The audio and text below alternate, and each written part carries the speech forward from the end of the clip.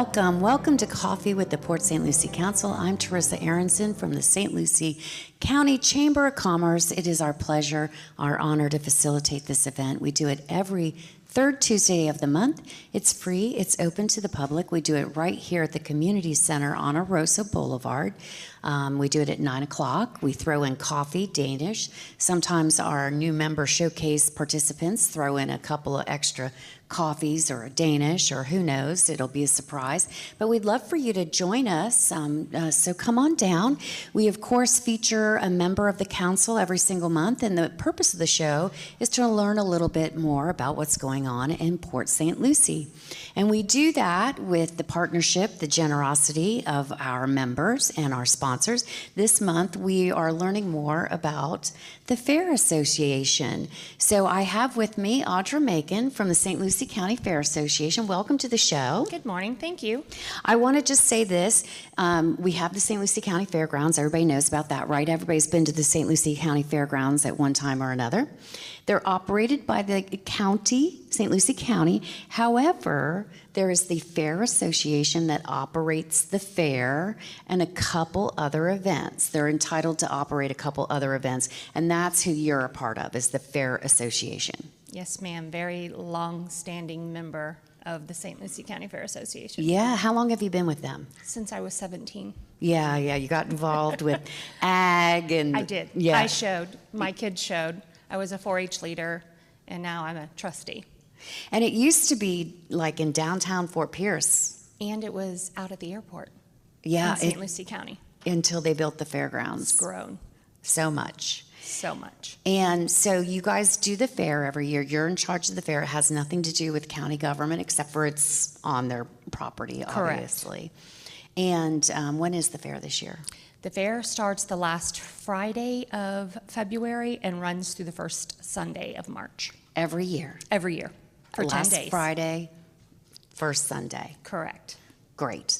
And this year, well, you started something last year, and I did go, and it was lovely. It was raining, so we didn't get to pet as many deer as we wanted to. Reindeer. Reindeer. Not real deer. Live reindeer in the state of Florida. Yes. But you're doing it again this year, so tell us a little bit about that. We are. So we have the Fairgrounds Festival of Lights. It's a Christmas light show. It's a drive-through.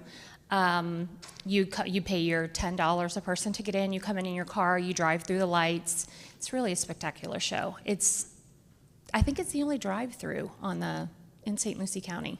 Well, I mean, you can try going through neighborhoods, but that's sort of hit or miss, right? Right. But right. This is specifically just put up lights. That's it. We've already started.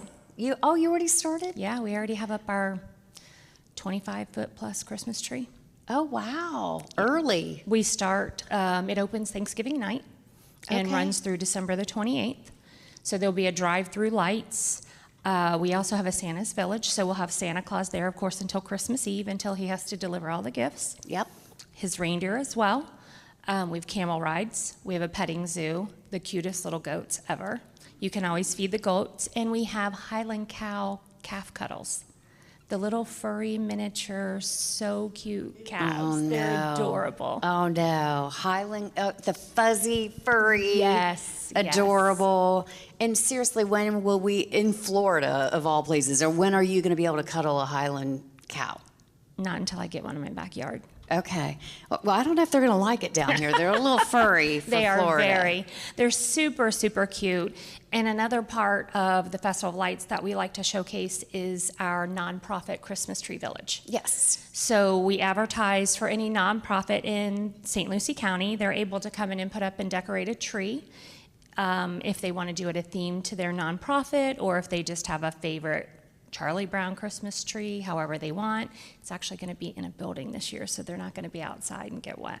Oh, yeah, because we did it last year and they got wet, and we used it as a fundraiser. Right. Yeah. You can sell your ornaments on it and use it as a fundraiser for your nonprofit. We had so many different themes. It was great to see that many nonprofits come together in one place. Very good. And then we have letters to Santa, ornaments for the kids to make. There's going to be hot chocolate and coffee and food trucks. And all of this for $10. $10 to get in. And then like you pay to pet. Of course, yeah, you'll pay to pet the calf cuddles. And then we also, a new feature this year, we have a trackless train that's going to ride you through. So that's it's an addition this year. Yeah. We're hoping to add something new every year. I love that. I really enjoyed it last year. It was a great idea. I'm glad that we're using, we do use the fairgrounds for other ventures. How many do you guys get a year? 3. 3, you get to use it for 3. Does this count as one of them? It does. Okay. It does count. And then what else do you guys do? We don't have one scheduled, another Okay. one scheduled yet for this year, but we have the fair for the 10 days, so we take over the fairgrounds February 1st so that we can get in preparation for the fair. And then we have this for a month. Oh, very good. Yeah, it's a long time. Yeah. It's a lot of preparation. So how many of you knew about that in the audience, that they did this every year? Is it new to you? Just a few of you knew. Well, I hope you all come. Yeah, it really is amazing. I did enjoy it very much last year. I'm It's glad different. I went. It's not a walkthrough like at a botanical garden or anything like that. And we did have a radio station that you could tune into and play Christmas music as you're riding through the lights, which was kind of neat. The kids had a blast. We're talking about having a Christmas pajama day this year, something like that. But it's really a lot of fun. The kids enjoyed it. Yeah, really they did. enjoyed it. Even the adults. And we had people who came back several times. I took my parents. I didn't, and they enjoyed it. I didn't take kids. Right. Our kids are grown. Now, can they buy tickets ahead of time, right? Absolutely. It's They're the best way actually to do it. online now. You can go to St. Lucie County Fair website and purchase your tickets ahead of time, and it saves you about $2. Oh, okay. So if you do it ahead of time, it saves $2. Yes. And when will fair tickets be on sale? Fair tickets go on sale December 1st, Very good. in time for Christmas gifts. Yes, that's right. Oh, good idea. Great stocking stuffer. Yeah, great stocking stuffer. Very good. Yeah. Well, thank you for being our partner today. I imagine this is going to help a great deal. I bet your attendance I will. hope so. I know our guys from Del Webb are going to spread the word. We need to get a bus tour out there. We do This take should be- buses. Yeah. We do take. This should be one of your outings that they do. Absolutely. We had a few buses from assisted livings last year that brought the residents out to see the lights. It was great. Good. Very good. Yeah. All right. Well, thank you so much for that. Thank you for having me. And we enjoyed it. And of course, I'll be out there again. And hopefully, we'll do a tree this year. Perfect. All right. We're going to take a short break. We'll be right back. We have a special guest, and then we'll be joined by our Vice Mayor, Jolene Caraballo.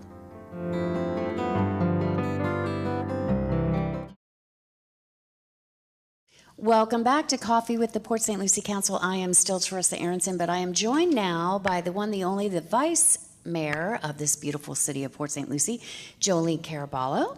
Welcome. Thank you. Good to be here again. Of course. It's always nice to have you. And of course, we have a special guest. She's no stranger to the show. She has been here before. Please welcome Jen Davis, everyone. Good morning. And Jen, what exactly is your title? I know it was CRA Director at one time. Is it still? It's still CRA Director. Okay, I just wanted to make sure. Yeah, things change. Unless you're an elected official, a title is subject to change, right? I think one of the news outlets described me as the president of the CRA, and I was like, "Ooh, that's new, but not right." So CRA Director is yeah. correct. Okay, very good. I'm glad I got that right. I very rarely get titles right, if I'm being honest. I know when I have to do the Port St. Lucie Officer of the Month or the Sheriff, or I never get their rank right. So we do get title change. For CRA, the mayor is president, Oh, and I'm vice president. okay, there is president Of that us. kingdom. Okay, very good, very good, very good. So, yeah. But yeah, it's been an interesting time, Teresa, in the city of Port St. Lucie. Yes, I see Port St. Lucie flashed across my screen on the news very often. Yeah. So, But this time for good stuff. yeah, always. This time for good stuff. Always for good stuff. But before we do that, it's like I said earlier, we're going to start with some broccoli as the beginning of the appetizer. I know everyone wants to go right into the meat, which is the soccer stadium. Yes. But I do have to give some quick updates. Construction for this month for Tulip is taking place on Tulip and College Park. As those that live in that area know, there is a circle or a roundabout there that is going to be removed, and that will be taking place. Also, there's a public meeting for in District 4, South Bend. If you live in South Bend, Okay. please come out to the public meeting. It's going to be Thursday, October 30th at 4 to 6 p.m. at Jessica Clinton Park. This is going to help provide the staff some information from our residents of how they would like to envision that South Bend being constructed in the future. It won't be the last meeting. We're going to have many meetings, but it's the kickoff. Infrastructure or Yes, for the roads. building for the roads? Okay, because so College Park is where in between the Walgreens and the CVS, Yes, that ma'am. roundabout that everybody hates is getting taken out. Yes, ma'am. And then I know that there was some artwork moved at Jessica Clinton Park, but they moved it into the park, so that made they're moving it into the park, right? Yes, that was a decision by the state. Had nothing to do with the city. Yes, That's correct. We had the hearts on the road. Yes. And, DOT wants to ensure that all of their signalization is DOT standard. Yep. And therefore, they asked all municipalities if they had anything other than DOT standard to remove them from the road. From my understanding, I know staff is talking about where we could put the hearts in the future. Yep. Maybe in the parking lot of the park.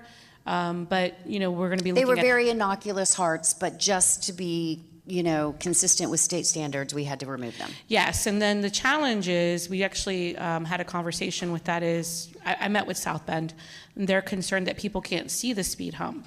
And so now I'm working with staff to see how we can put some DOT standard, pavement paint, whether it's a crosswalk, whatever it is, to bring attention to it. Okay. Because people are concerned now that they can't see the actual... Oh, because the hearts were on the front of it? I don't remember. It was meant to be on top of it as to let people know to slow down because you're approaching the actual speed table. I guess I don't know because I know it's there, so I don't pay attention. Yeah. All right, good. And then we're gonna be offering a culvert assistance program. If you've ever converted from septic to sewer, you would know that we have a 10-year interest-free loan that we provide. Many of our homes, obviously, as I said, Port St. Lucie is young. We're 60 years young. Many of our homes, their culverts are beginning to fail, and that is the responsibility of the homeowner. And it has become very costly for individuals to be able to do that. So the city will be offering a culvert assistance program. If you need this assistance, go to cityofpsl.com/culverts, and you will be able to participate and sign up for that. The solid waste drop-off center is closing. It's going to be closing effective on January 5th. And if you have questions about that, I'll be more than glad to answer those for you. But just to let you know, we're going to still be offering, obviously, your regular services at the curb. And you can also take any additional bulk or yard waste to the landfill. Yep. That's available as well. And as one of 5, I can tell you that we'll be looking very closely at our future contracts in the future to see exactly how much additional service we can provide. And, we were recently named Pioneer Park at the Port. Very excited about that. Recently was given a new award called Great Places in Florida, People's Choice Award, and that was by the APA. So I'm not surprised that we won in the nation. I'm not surprised either. It's a beautiful park. Yeah, it's an amazing park. And then a couple of events to keep you even extra busy. Fall Fun Fest kicks off on Halloween. Bring your family out. It's till November 2nd. You're going to have live music. There's going to be tribute bands for Queen and the Eagles. I'm kind of sad I won't be here for that. And carnival rides, trick-or-treating, movie nights, and there's going to be a scare zone presented by our Boy Scout troops. There's also a hazardous household waste collection day. So anything that you would throw out that would potentially be flammable, obviously you cannot put that within your regular solid waste. So we do collect those items for you. It's October 11 from 8 a.m. to 12 p.m. I highly recommend that you get there early. It's at the Public Works Complex by Thornhill. You have a question, ma'am? Oh, Yes. October 11th. Yeah, she was just trying to asked the clarify. date. Because Yeah. remember, we can't take questions. We don't usually can't take hear questions right now, them, but I knew and- it was yeah. about this because I saw Yeah. them thinking. And just so you know, that's a great time to get rid of your oil-based paints, right? 'Cause That you is can't- correct. Yeah. You can't throw them in because you'll set a fire. Yeah. If you ever see a garbage truck go on fire, it's usually because someone threw something flammable. in the back. Batteries, River Nights. Yeah, all that stuff. My favorite. Yes. River Nights is back, and you have a free concert at 5:30 every second Thursday from October to April. Yeah. As the Port District continues to develop, we have some construction taking place, so it's temporarily actually they brought it back to the port at the event lawn. That's great, it's back for now. Okay, for now. I guess I'll live Well, with for now. because we're going to have construction again soon, yeah. No, Thursday. Oh, that's right. Thursday we're doing the other thing. Thursday we're doing the groundbreaking for the Grove, which is the new restaurants at the Port District. What time is that? That's 10 a.m. Well, they're going to miss it because the show airs next month. But you people in the audience will be able to go. Oh, that's right. So this isn't going to matter. No. This is really for Sorry. the room. Y'all missed it. Should have came to the, you should have came in 8. Yeah. Well, you guys spread the word. That's your job. There you go. And there's, International Fest. I could talk about this Saturday, November 22nd. So this will air before that. Yep. And it's from 3 to 9 p.m. It's going to be great. It's culture, cuisine, it's food. Okay. It's going to be fantastic. Good. And so with that, I've gotten through the broccoli. Now it's time for the main course. Very good. Who wants to hear about the stadium? How many of you have heard about the stadium? Okay, good. So they've all heard about it. So I'm going to pass the mic to Jen so she could give you guys a brief update, and then we'll go from there. Good morning again. I'm proud to share that the City of Port St. Lucie is looking to work with a developer who will build a 6,000-seat multi-use stadium over at Walton 1. For those of you that have been around for a long time, you've seen the evolution or non-evolution of the Walton 1 site that was formerly known as City Center. We do have a master plan for that site that does contemplate upwards of 1,900 residential units, about 175,000 square feet of retail, about 100,000 square feet of commercial, and a few hotels. And so it was going to be a vibrant mixed-use district where you have restaurants and things on the first floor and then maybe residential above it. So as we were finishing that master plan a couple years ago, a project came to the city under first the code name Project Ebenezer. And it was brought to us from the Economic Development Council, and it was for this stadium. So it was right as I was getting ready to step in front of the dais and say, here's City Council and CRA, here's our master plan for Walton 1. So we did that. We said, here's our master plan, but we're going to be looking at another project before we start any implementation, just to see how it would fit. That was 2 years ago. So we have spent a lot of time working with the Economic Development Council, with our friends at the Sports Commission, and various consultants evaluating this project and the viability of this project within Walton 1. So there is, again, a developer who will be constructing and paying for the stadium to be built and all the improvements, the infrastructure that's needed to be modified. Once they do complete construction and get their CO, a year after that, the developer, or the operator is actually, no, it's the developer, sorry, is eligible for a reimbursement from the CRA TIF money because this property is located in a community redevelopment area that generates a specific type of revenue that can only be reinvested in that area. And this was something we wanted to clarify. It's great to have people here to share the message with, because a lot of feedback that we've heard are people like, well, they could be building stuff out west, or they could be, improving St. Lucie West Boulevard, or all the things that need to happen around the city. And I think the council recognizes things that need to happen. However, this pot of money can only be used to reinvest within that district, that CRA, which is what creates the revitalization. So we're reinvesting into that community. So they are eligible for up to $27.5 million over a 20-year period. So it's about $1.375 million a year. Their investment up front, their estimates are about $80 million. So they're getting, a fraction of that back over a period of 20 years. Couple of questions, just again, messaging. If they never build the stadium, let's say we go through and we continue down the path of meeting with the council and presenting the information, and they vote, and let's say the stadium doesn't get built. Well, then the city has not lost anything other than time in evaluating this project. If they start constructing the stadium and it gets halfway built, 60%, we call their performance bond, which is for 120% of the project costs, and we can complete the stadium. If they complete the stadium and don't get the CO, they never get any money from the city. So those three scenarios, they're not receiving any reimbursement from the CRA. The last scenario is they start operating and things are great for a few years, and then for whatever reason they decide, we don't like soccer anymore, we don't want to run a stadium, and they leave.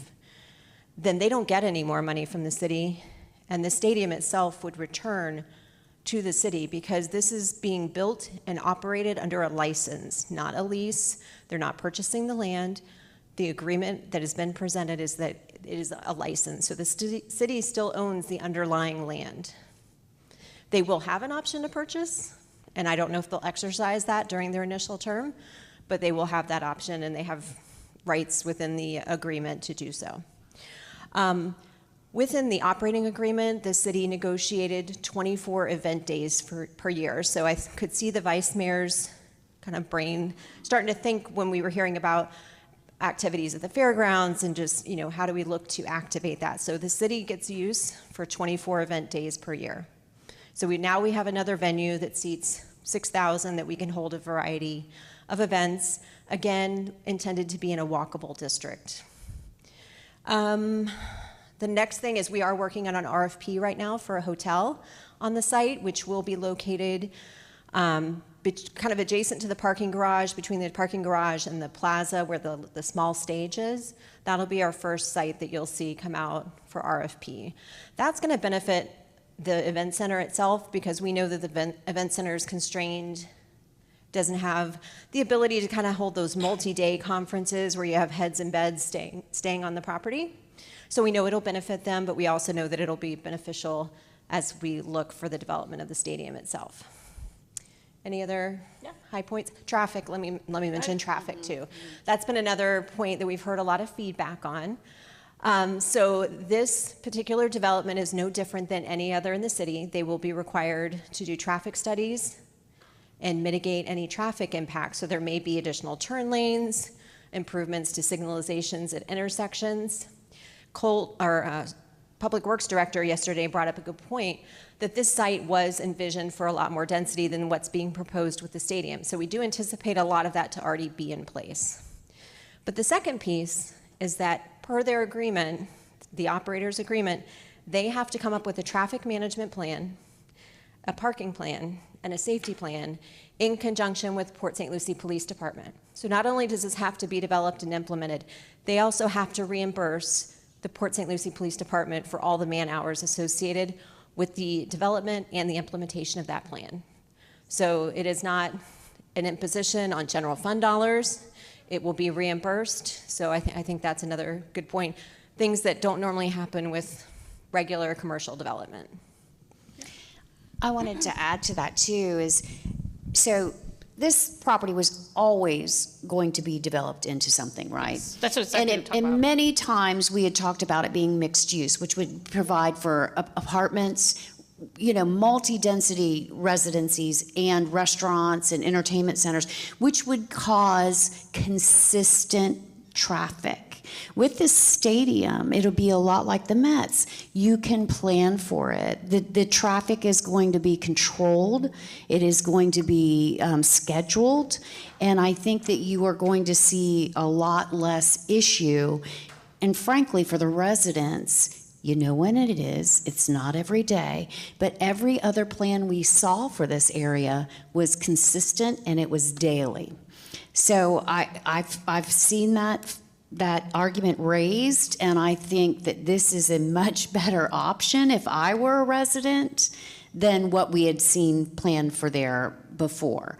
But people are resistant to change, right? I am too. Let's not kid ourselves. But you always have to understand that change is inevitable. But progress is inevitable, and the build out of that land was inevitable. Yeah. So I've lived in the city for 30 plus years. How many people have lived in the city for 30 plus years? By show of hands. Okay, we've got a couple. 20 plus years. Okay. So if you've lived here 20 plus years, you were here when the CRA was formed, most likely. I was here. Less than 10 years? All right. And so, have you ever heard the term CRA before? Well, yeah, I have. So it means Community Redevelopment Agency, for those that may not know. And the purpose of a CRA is to deal with what's called slum and blight. And why I'm excited about this project, and I said this when we were voting on the project, I have never watched a soccer game. So I'm not saying I'm not a soccer fan. I haven't had a chance to even be exposed to the sport. I may very well become a fan. But the reality is that when we look at the eastern side of the city, in comparison to what's happening in the west, if anyone isn't telling me that there is a threat of slum or blight on that side of the city, I would be very surprised. And you can basically look at the US 1 corridor, not just in the city of Port St. Lucie, you look at St. Lucie County and Martin County, and we cannot ignore that there's empty strip malls, there's empty businesses, and there's a tremendous challenge on revitalizing and redeveloping that area. Port St. Lucie is unique where it doesn't really have what I would define, even though we meet the definition and criteria in the CRA. I don't define our city having any slum or blight from what I see. And I've never understood, why do cities allow that to even creep into their community? Why do we allow for poverty to reach a level of truly impoverished to actually deal with the economic impacts of what we can do redevelopment-wise? And to me, having the CRA in place in the early 2000s, and now to be able to bring this to fruition, is going to tremendously help the economic viability, and more importantly, hopefully revitalize the eastern side to prevent that from ever occurring in our city. And that to me would be huge. And it's inevitable because as cities progress, parts of your city are older, and as you know, newer is always more desirable, right? So the older parts of the city are less desirable. It's just fact. It's not a disparity in any way. It's just the way it goes, right? So you have to be proactive in making sure that they don't become blighted. Well, and when you look at even West Palm, and not to say we're going to build exactly like them, but when you look at even downtown West Palm, and you see what's happened with the Kravitz Center and all of the growth of Rosemary Square, and yes, I know that property's had challenges. I know the history of that property. But the surrounding properties and those surrounding property values have helped those owners over time because of the investment in the economics and the commercial. Sure. And business owners as well. I mean, it's going to be huge for them. And West Palm is old, so there's a lot of commercial and industrial development. Keep in mind, Port St. Lucie is largely residential. Yeah. And so when we discuss taxation or the fairness of taxation, our residential is heavily burdened with the taxation because of the lack of commercial and industrial that was planned originally in the formation of the city. And so it is, I think, imperative and for us as a council and as a team in the city to push as hard as we can to make sure that our commercial corridors, where they can go, actually help provide to the tax base instead of putting the entire burden on the residential. Plus US 1, and it's interesting because I've been reading the comments too with traffic, and I brought this up to Colt, and I'm still waiting for him to provide us the data. When you look at St. Lucie West Boulevard, now I'm not an engineer, and I don't have the traffic studies in front of me, Teresa, but I know the lanes, I know the exit points of the stadium, and when you look at how many exit points you have, how many lanes, and how many lanes you have on St. Lucie West Boulevard, you might have 95 there, but you don't necessarily have the road capacity for all that traffic. You don't. The city is looking at a stadium that's going to hold 6,000 people. Freedom Fest is 9,400 people, and that's a conservative number. That's through Placer AI. It's not us counting people. We actually use AI technology to get that number, which means not everyone has a cell phone. So at 9,400, that's a low number. Festival of Lights, which is our Christmas every year, that's about 9,400. We're doing that now. And to your point, we have a ton of residential. Is this property going to have a residential component? Yes. There's going to be residential units in this property in some areas. But it's not going to be as densely residential as it was in the original forecasted. plans, yes. And it's not because council wanted that. It's because that's what the market was driving it to. So when staff saw this opportunity to bring forth this type of proposal that would maybe turn this into something even greater, an entertainment district. Which is what I honestly have been praying for, because we've talked about this, and we've talked about this on the show, is we've had some decent concerts over there over the years and things that I've actually wanted to see, but I hadn't gone because what it lacks is any sub-services. I can go to the concert, but then I got to get right back in the car and go home. You know, I don't have the ability to walk around, go to a restaurant, go to a couple bars, maybe spend the night, maybe not have to take that Uber ride, you know, for 45 minutes back to my house and over the bridge. And this is going to provide all that. Not to mention the impact fees and the tax base that it's going to provide for the infrastructure that we really desperately need, that has been kind of falling on the Western, you know, development. So honestly, we had very few options, and of the options that have come forth, I think this one makes the most sense. However, I just don't think you were ever going to make anybody happy. No. And to be, you know, honest, that's always how it is. But I think that if we can continue to educate people on what was going to happen if we didn't go forth with something, and what this one brings that the other options didn't. Yeah, we could have put your Cheesecake Factory, well, I don't know if Cheesecake Factory, because they still want a million people. They probably wouldn't still come. They may, I don't know, they still want 1 million residents, which we don't have. But, you know, if we put all that stuff there, the traffic patterns were going to be significantly different than they are going to be now. And I don't think they would have been truly happy with what that would have caused than what we're going to get now. But pushback is inevitable. Yeah, no, and honestly, it's welcomed. To me, I always believe in baptism by fire. And the more you get, the more you can educate. The more we get, the more information we receive, the better we're checking our checks and balances to make sure we got it right. If our residents didn't push us as hard as they push us, if their expectations were not as high as they are, Jen wouldn't have come up with the type of agreement that she came up with in the team. I believe our residents push us to excellence. And so some people look at that, you know, I wish people obviously would be a little bit nicer with their negativity, especially in today's day and world. I wish people would be. Oh, you're so cute. You know what I mean? Like, I wish they would be a little bit nicer, and, you know, you could just respectfully say, I don't agree with this plan, without throwing a couple F-bombs out there. But, you know, I mean, it's difficult because, you know, we are really, and that's what I try to explain at this recent meeting yesterday. Keep in mind that whoever's sitting in the seat is a resident.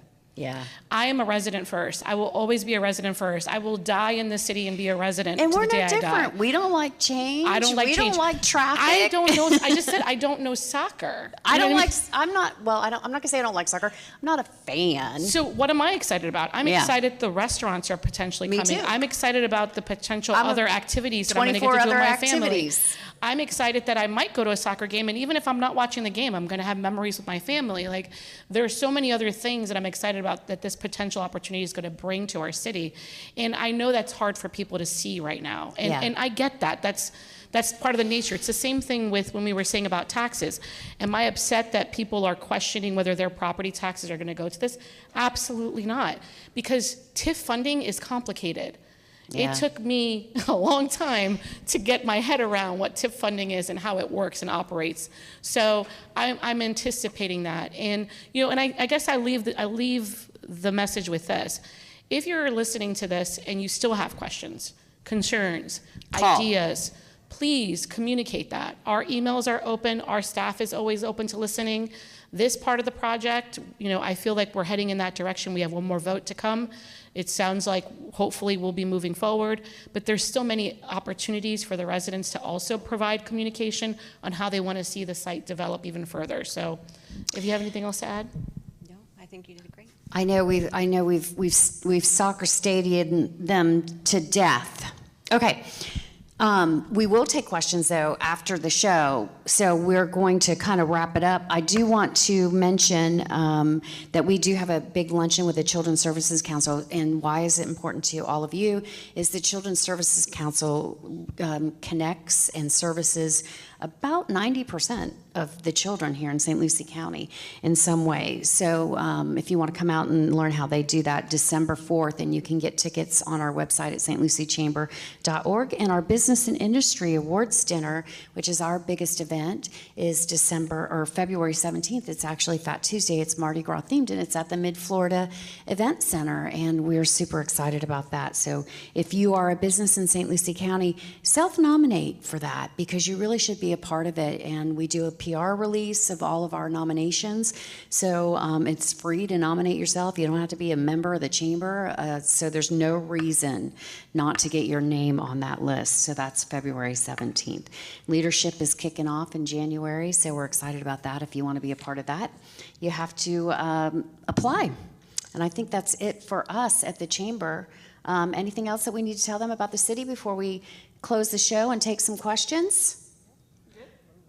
Well, I want to thank Michael at Steamworks, and he's right over there, kind of by the Mid-Florida Event Center on US 1. So thank you, Michael, for always doing this with us. And hopefully that stadium will bring him lots of business, but probably not to when's it going to be finished, 2027? Mm-hmm. They would like to be open for the 2027 season, which starts in March, the end of March. So. Yeah. And again, thank you to our new member showcase participants, Apex Restoration and the Collective Consulting Group. And as always, we're going to come up here right after for the ribbon cutting. So thanks, everybody. Thank you to Audra Macon and the Fair Association. Don't forget, the fair starts the last Friday of February and goes till the last Sunday, or the first Sunday in March. And the Christmas tree decoration and drive-through of lights is starting Thanksgiving night, I think she said. Have a great day, everybody. We'll see you next time.